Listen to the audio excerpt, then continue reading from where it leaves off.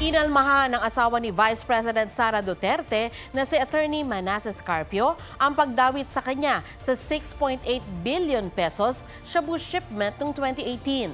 Halata raw na walang basihan, malisyoso at walang katotohanan ang mga aligasyon ni dating Customs Intelligence Officer Jimmy Guban sa pagdinig noong Biyernes. Tiwala raw siyang mababatid ng mga mambabatas na politika ang motibo sa mga pagdidiin ni Guban sa kanya at sa bayaw niyang si Congressman Paulo Duterte.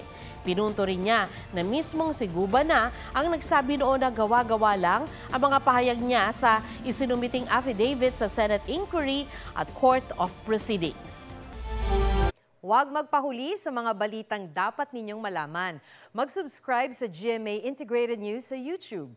Sa mga kapuso abroad, subaybayan nyo kami sa GMA Pinoy TV at sa www.gmanews.tv.